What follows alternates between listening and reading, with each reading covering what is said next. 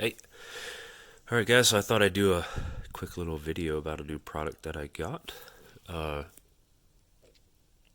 Down with the flu, so I'm bored. Uh, Side note, these little patchy cases that you get at Harbor Freight are pretty awesome. This one's for my 2245 LITE, obviously. I store a couple mags in there. The suppressor goes here, right? That's HD, mask HD. A couple slots for 22 wallets. She's wearing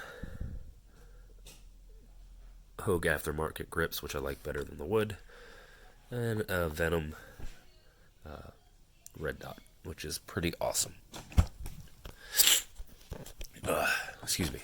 So obviously I do run this suppressed. Go ahead and slide that on there.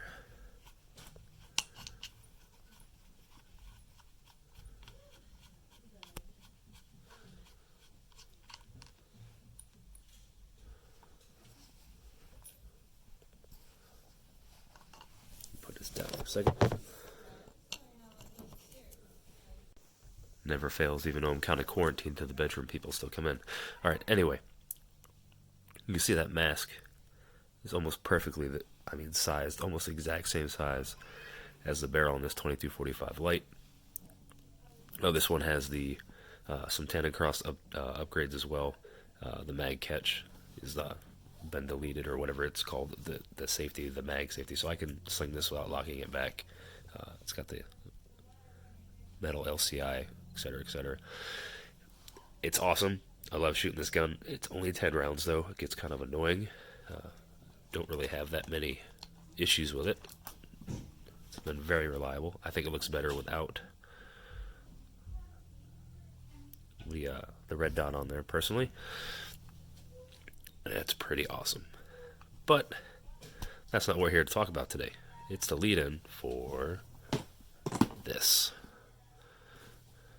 I picked me up the KELTEC CP-33. I had no interest in this gun when I first saw it come out, for a couple reasons. One, I had this, which is awesome. Kind of a pain in the butt to disassemble, put back together, but you get the hang of it.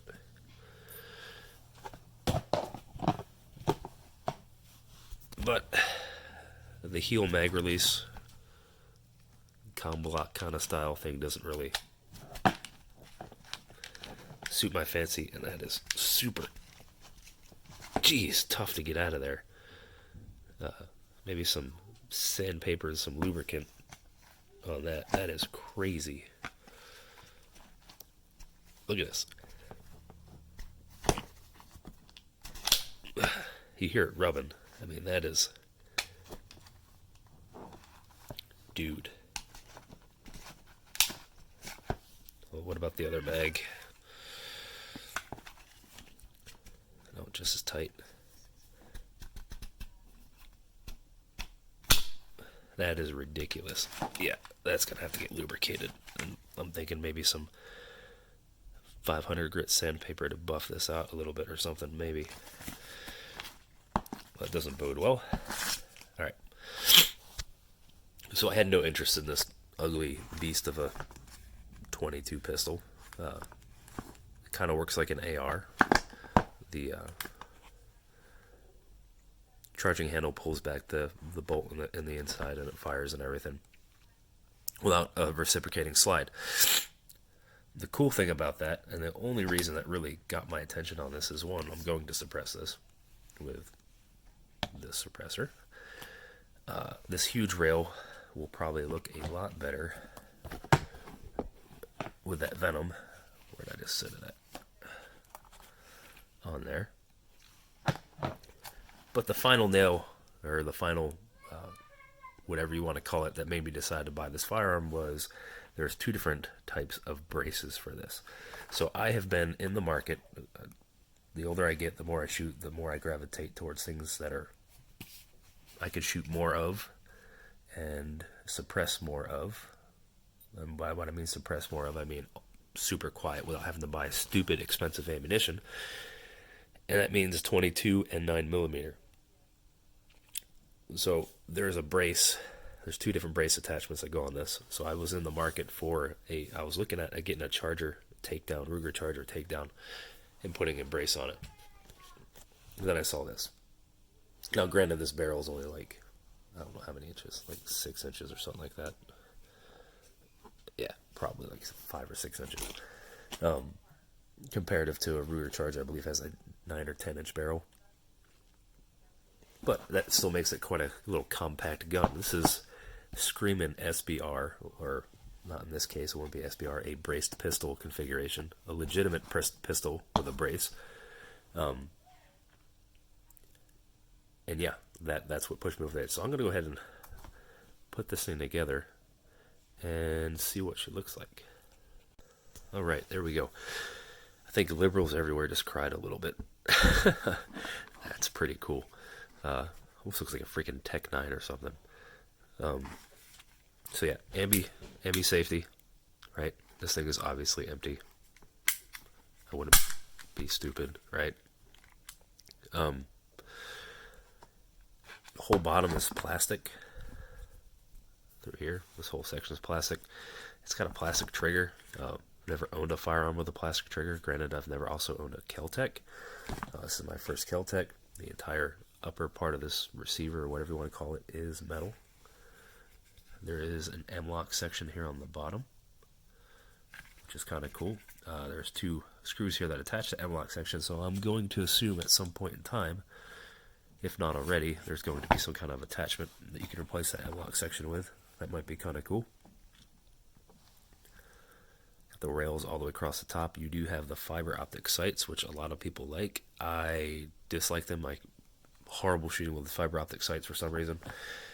I prefer good old-fashioned block sights, whatever you want to call them. For some reason, I just line them up better. I shoot them better. Fiber optic sights I always seem kind of off with. I do okay with my tritium sights, but again, I'm not typically lining those up unless it's dark out, and I'm typically not shooting when it's dark out, so I still line up the metal sections.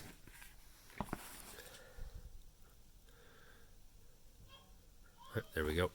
This is the release for your bolt, almost like an AR. Put this back.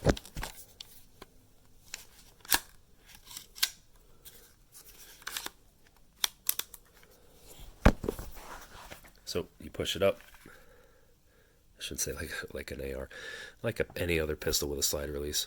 You push it up, it holds it in place.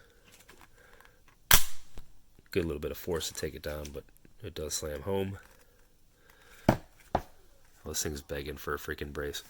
Well, that balance is horrible with that suppressor on the end. And I think it has a lot to do with this plasticky grip. On the grip, I've got pretty big hands. It's not the most comfortable grip in the world. It's definitely not this. That's a comfortable grip. You know.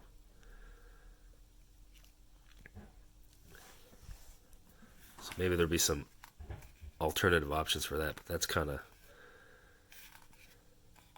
crappy. I don't really like that grip very much. It's kind of narrow.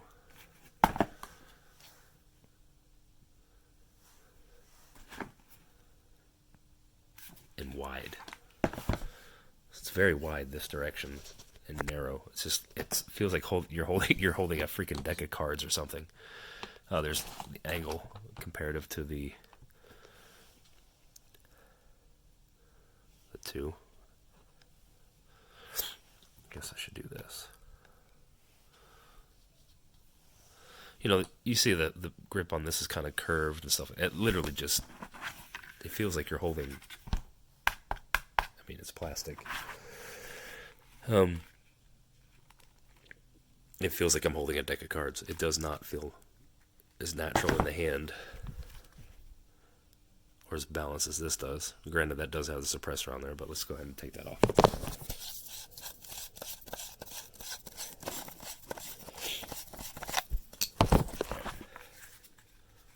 It's still kind of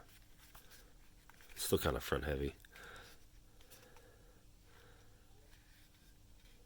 We'll see. First plastic lowered handgun I've ever owned. That's, oh, I guess, no, that's a lie. I have a 9mm that's plastic, and then I also have the Glock. So, first plastic lowered 20, I don't know. Y'all remember I'm sick. I got freaking flu. So, yeah, an attempt to laugh makes me cough. Time will tell.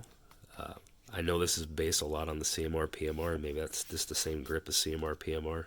And they just kind of recycled the use of it. I mean, there's got to be something.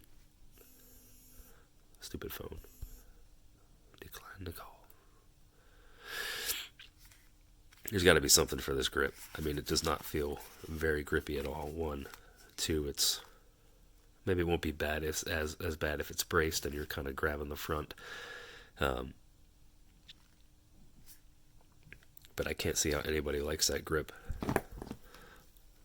Maybe I'm just spoiled with my Hogue grips on the 22 LITE. I don't know.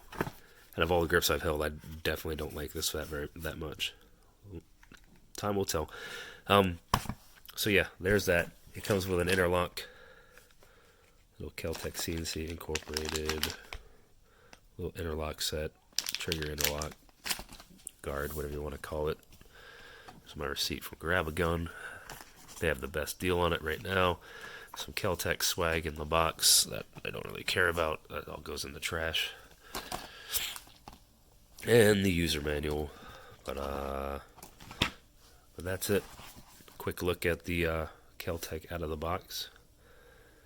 Now I just gotta go shoot the darn thing, you know, as soon as I'm not dying. The other thing is the mags. These are quadra-stack mags. Almost forgot about this. You do get 2 in the package. It's actually 2 double-stack magazines, from what I understand. It's actually divided. Maybe. Possibly.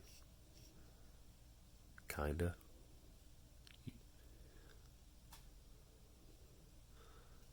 Looks like you can see all the way through to me. Maybe it's the front.